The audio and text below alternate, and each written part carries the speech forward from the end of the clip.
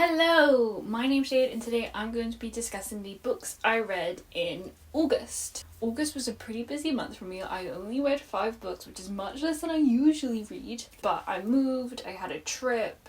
It was a busy time. I read 2 non-fiction, 2 novels and 1 play. Let's get into the first book, shall we? The first book I finished in August was Body Friend by Catherine Rayburn. I heard this one mentioned in a reading vlog I was watching and it just really stuck with me, the premise. Late in the summer 5 years ago when I was recovering from a surgical procedure, I met 2 women within a few weeks of each other and I saw them both regularly, always separately, for some months afterwards. I don't remember if we know our protagonist's name, but she's living with some kind of an autoimmune disease. I can't remember if it's named or what it was off the top of my head.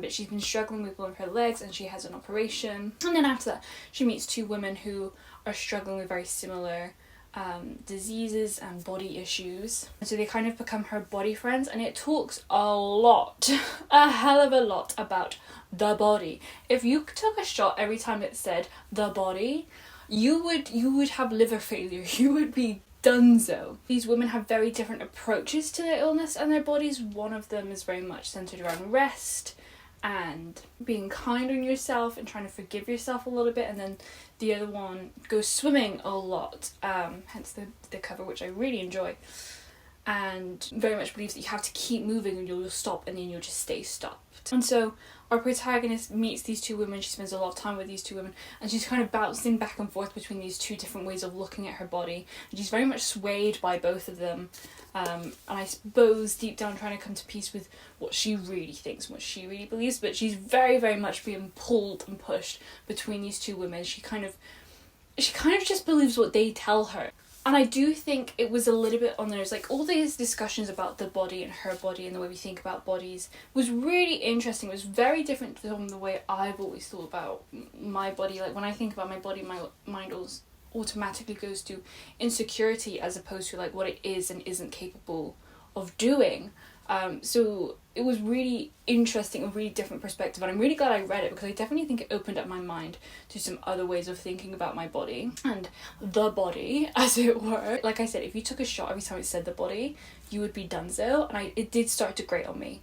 I think it is kind of a pressure cooker of a situation. We basically have 4, maybe 5 characters, but only 4 characters that we see regularly. We have our narrator, her 2 friends, and her boyfriend, who is very much like the outsider perspective in all of this. And I think there's a lot of strengths to it being that kind of pressure cooker of a situation, but because we just talked about the body so much, it's pretty much all we talked about, and there was so little kind of going on. We're only spending time with these 4 people. It did start to grate on me. I think either it needed to be a little bit shorter or we needed more people, more going on. I felt like we were saying similar things over and over again. Started to kind of feel on the nose, whereas otherwise it was fantastically written. It's very much like a literary novel, I would say, and I've missed reading literary novels. Love them, but I don't read them very often for some reason. And I think it was very well crafted. The writing just was really loving and easy to read. It was kind of on the simplistic side, but very eloquent and articulate still. I listened to the audiobook for this one, and it was narrated by Casey Withers, and it's set in Australia, and so the narrator has an Australian accent, and I really love like listening to Irish audiobooks, for instance, when they have the narrator has an Irish accent, and likewise it really just helped put it in the setting. I think nature comes up a few times, swimming is a really important theme. Friendship is kind of a theme, but it's also just more about like how much we let ourselves be influenced by other people. That's a really big thing, and that comes up a few times. Once or twice our narrator does go out and see other friends, and they talk about that, and that's one of the things that I found really interesting. That's one of the things that's kind of done through showing more than telling, whereas like with the body we're constantly talking about the body. The author's showing us how we can be influenced by others. We see ourselves reflected onto others. Like one of these women our narrator feels so akin with and kind of feel like they kind of look like, and she almost kind of feels like they're doppelgangers of each other, is really important to her. And I thought all of that kind of the social relationships was really interesting. That's kind of my favourite part of this. It was really interesting. I'm really glad I'd read it. I would definitely keep an eye out for anything this author wrote in the future. Yeah, I would give this one an 8 out of 10. I really enjoyed it. It's a shame that it grated on me a little bit, because I think had it not, it would have been much stronger. So next up we have our first non-fiction, and that is A History of the Roman Empire in 21 Women by Emma Southern. Emma Southern wrote A Fatal Thing Happened on the Way to the Forum, basically all about murder in ancient Rome and kind of learning ancient Rome through their murder and their law, which I adored. It's so funnily written, really accessible. I learned so much Roman history reading that one. I think most of my Roman history comes from these two books by Emma Southern. That's how like comprehensive they are. But it always feels accessible and easy to read, and like the structure is logical and it's really easy to follow. Just great. And so this one's very similar. It's a history of the Roman Empire in 21 Women. We kind of start in the beginning. It's in different sections of different phases of the Roman Empire. The kingdom, the republic, the empire, and then late antiquity. We're following a range of different women from a range of different backgrounds. I mean, anyone who knows any kind of history will know that women are often lost in history. They're not given the credit they deserve.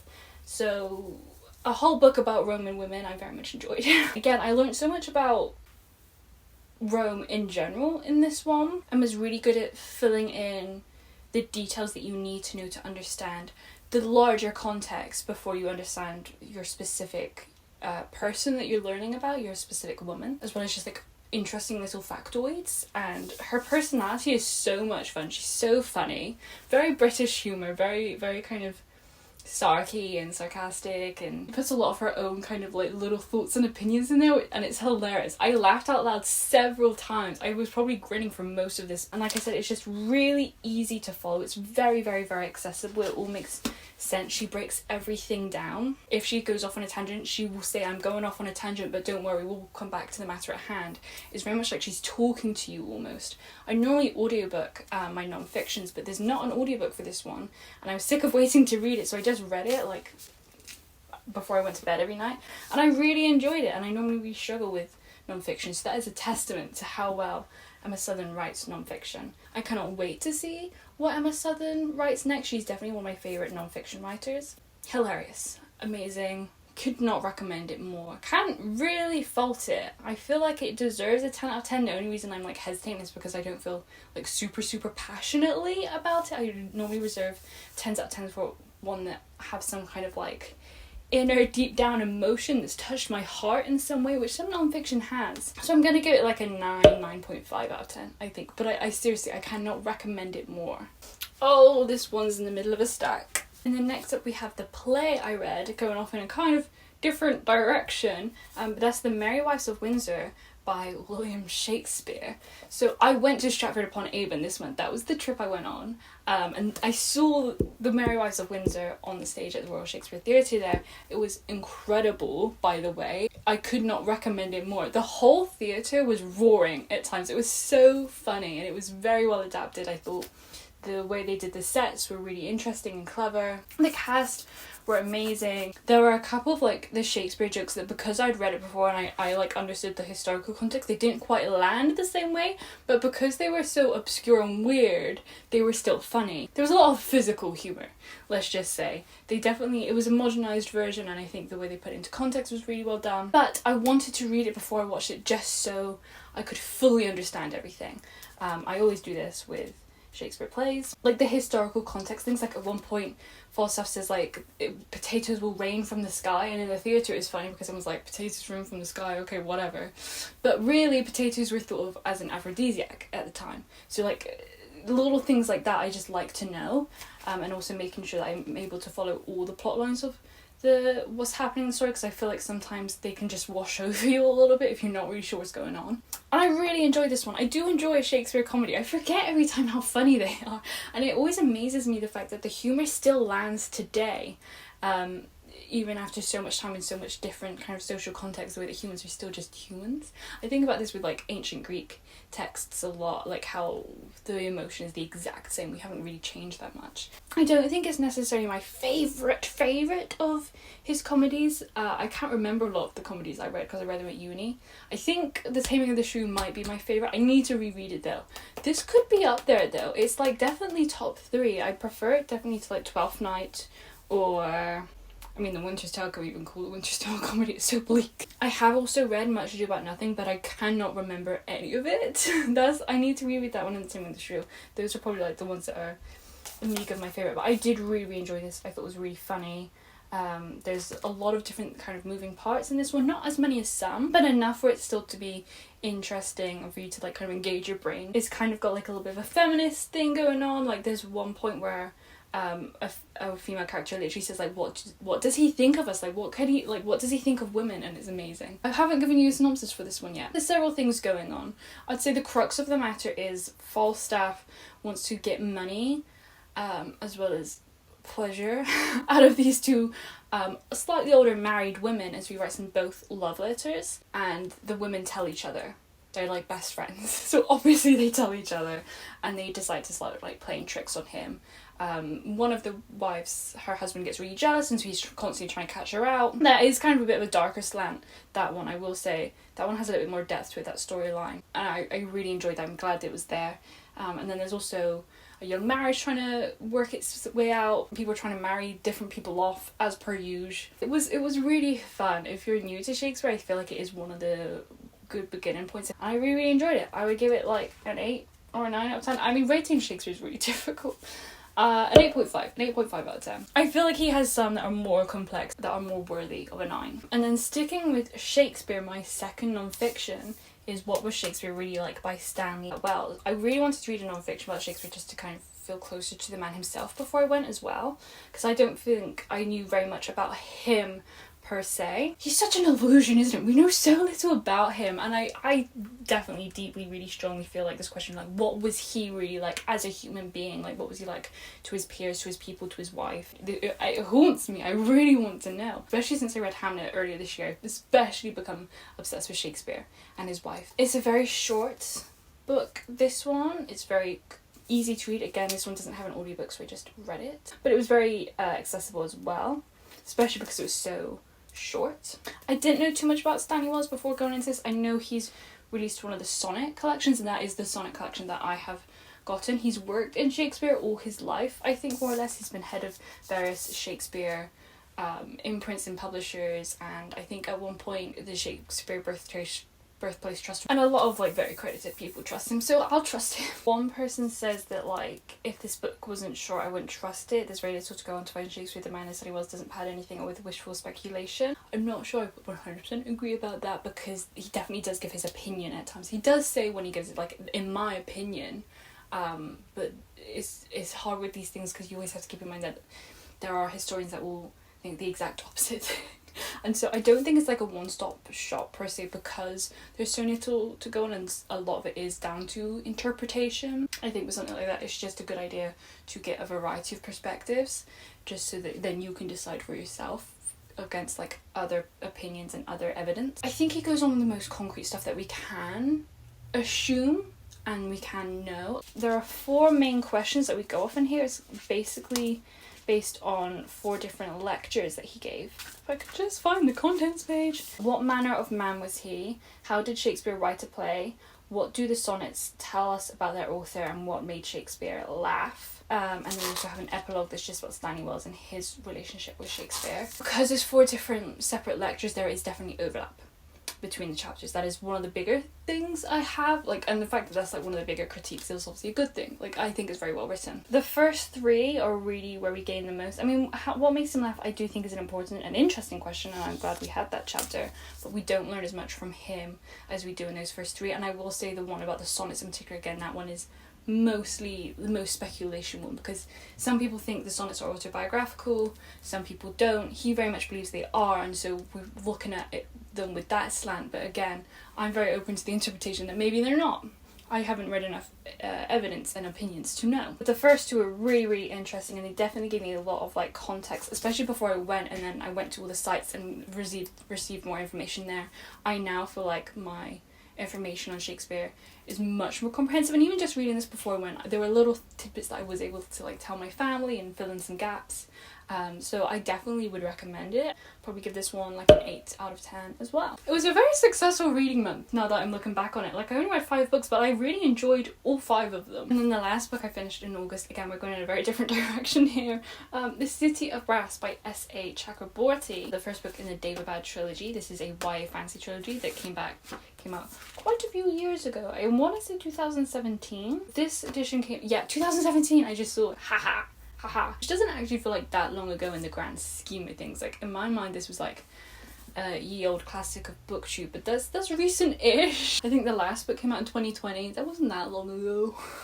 It's like 4 years ago. I read where is this, right here, The Adventures of Amina Al-Sarafi last year, and I've just been obsessed with it. I can't really stop thinking about it. I really want the second book in that series, but I loved the world so much in that one that I knew I wanted to read the original trilogy, because they're both set in the same world. That one is an adult series, The Adventures of Mina Al-Sarafi, whereas this one is YA. So we're following Nari. She lives in Cairo.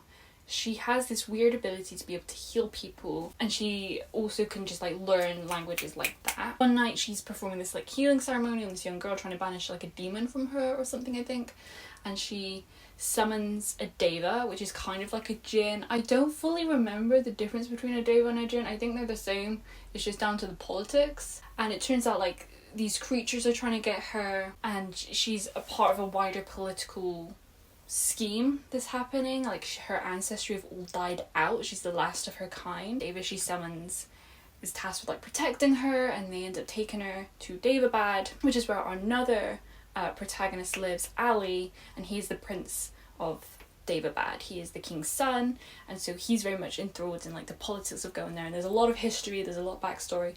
To be honest, I didn't pay nearly enough attention to the history and the world building as I should have. Every time there'd be a chapter would be really dense world building, for whatever reason my mind would just drift away. Like not on purpose, I was just busy and preoccupied the times I listened to those sections. I think there were like 2 chapters, so like I need to go back and reread that because that was important. Did I?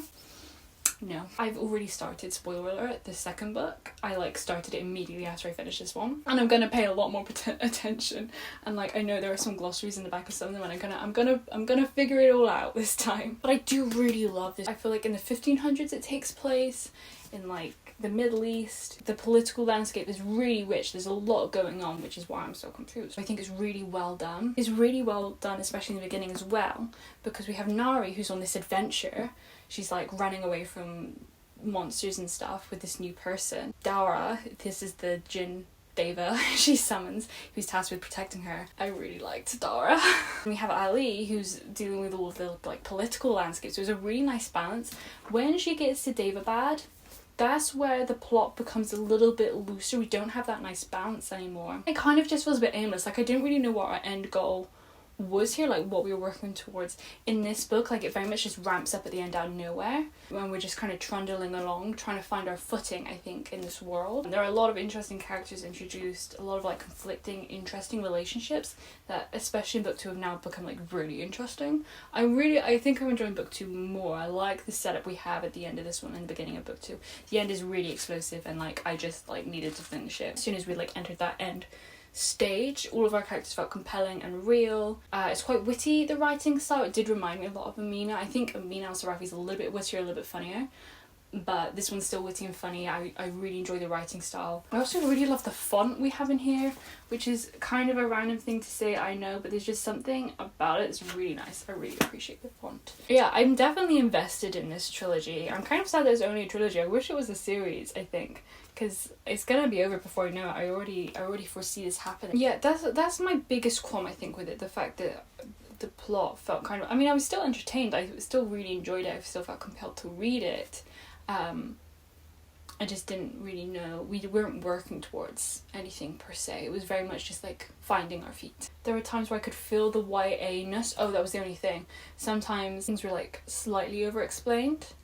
And emotions would come across kind of cheesy in the writing. Like I don't think the writing is flawless per se. Enjoyable, very readable, very fun. Probably not technically the strongest I've ever read, but because it's YA, like, I can't forgive it. I think I'd give this one probably like an 8 out of 10 as well. Very consistent 8s. Nothing that's like overly floored me, it would seem, but a lot of good books. Good, solid, enjoyable, very enjoyable. And those were the 5 books that I read in August. I would love to hear what you read in August. If you've read any of these books and you have any opinions, I'd love to hear about them in the comments section. Thank you so much for watching. I hope you have an amazing morning, afternoon, evening / night. My name's Shade. I hope I see you again next time. Goodbye!